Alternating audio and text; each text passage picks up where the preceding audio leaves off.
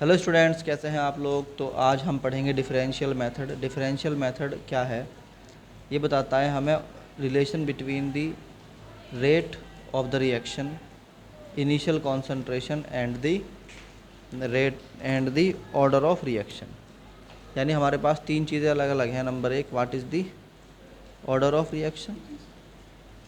Order of reaction है ना, वो मान लो n है। एंड कॉन्सेंट्रेशन कितनी है of reactant, concentration of reactant, और यानी कि C and rate of reaction, ठीक, दैट इज़ R। ये तीन बातें पूछी हैं हमारे से कि इनके बीच में बताओ what is the relation between them. तीन चीज़ों के बीच में रिलेशन पूछा है। एक तो क्या, ऑर्डर ऑफ रिएक्शन, एक कॉन्सेंट्रेशन ऑफ रिएक्शन, और एक बस। बात समझ में आ गई। अब देखो, मान लो कि तुम्हारे पास जो है,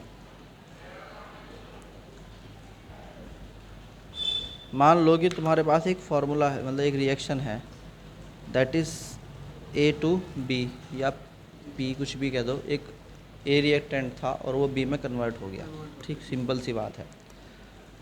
तुमने दो बार अलग अलग कॉन्सेंट्रेशन ली, एक बार कॉन्सेंट्रेशन C1 ली, एक बार कॉन्सेंट्रेशन C2 ली। जब कॉन्सेंट्रेशन C1 ली है तो उस वक्त जो रेट ऑफ रिएक्शन है वो R1 है, और इस वक्त जो रेट ऑफ रिएक्शन है R2 है। तो हम बोलते हैं let in a chemical reaction, ठीक है नहीं है, रेट ऑफ रिएक्शन R क्या क्या है, R1 and R2 eight concentration C1 and C2। बात समझ में आई कि नहीं आई। अब वो पूछ रहा है कि अगर rate of reaction R1 R2 हैं और कॉन्सेंट्रेशंस कितनी है, C1 C2 हैं, तो इनके बीच में क्या रिलेशन होगा ये बताओ, ठीक है नहीं है। इसने साथ साथ एक बात और बता दी कि दी order of reaction is n, ठीक। तो तुम कहोगे भाई रेट क्या होता है, R1 होता क्या है, रेट ऑफ रिएक्शन, यानी रेट ऑफ रिएक्शन R1 बराबर होता है क्या, dx/dt। ये 1 है इसलिए 1 लिख लिया हमने, वैसे तो dx/dt होता ही है, या हमने बाहर 1 लिख लिया। इक्वल किसके होता है, K1 C1 की पावर कितनी, n, where K1 is the क्या है, रेट कांस्टेंट। इसी तरीके से रेट ऑफ रिएक्शन जो होगा R2 वो किसके बराबर होगा, dx/dt 2 equal to K2 into C2 की पावर कितनी हो गई, n। बोलो भाई। Then you can say that sir R1 जो है वो तो आ गया है किसके बराबर, K1 C1 की पावर n, और R2 जो है वो क्या है, K2 C2 की पावर n, ठीक। ये इक्वेशन नंबर क्या है, 1, और ये इक्वेशन नंबर क्या है, 2। तो हम कहेंगे डिवाइड इक्वेशन 1 एंड 2, तो ये बन जाएंगे R1/R2 equal to K1/K2 into C1/C2 की पावर n। समझ में आया कि नहीं आया। ये इक्वेशन नंबर कितनी हो गई हमारी, 3 हो गई। अब हम इस इक्वेशन का क्या ले लेते हैं, लॉग ले लेते हैं। क्या ले लेते हैं, लॉग।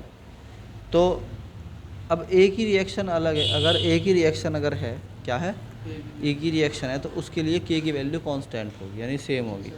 तो हम कह सकते हैं एज K1 बराबर है किसके, K2 के। तो ये दोनों आपस में कट गए, कुछ नहीं बचा, तो यहाँ कुल मिला के बच गया R1/R2 इक्वल टू C1/C2 की पावर n, ठीक। बात समझ में आई कि नहीं आई। अब हम क्या कहेंगे भाई, ये इक्वेशन नंबर हो गई 4। टेक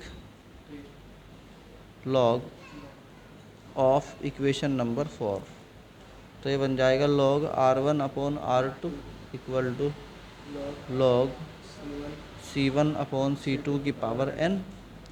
तो लॉग जो है, जो पावर होती है वो कहाँ जाती है, मल्टीप्लाई में आ जाती है, और ये जो डिवाइड में होते हैं लॉग के अंदर माइनस हो जाते हैं। तो हम क्या कहेंगे, log R one minus log R two equal to N log C one minus log C to.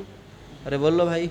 तो अब देखो, अगर n की वैल्यू चाहिए तो n बराबर क्या हो जाएगा, log R one minus log R two upon log C one minus log C two. यहाँ से क्या वैल्यू आ गई, order of reaction, rate of reaction यानी आर वन आर टू और दो concentration C one C two में relation आ गया। बहुत सिंपल है, समझ में आया कि नहीं आया।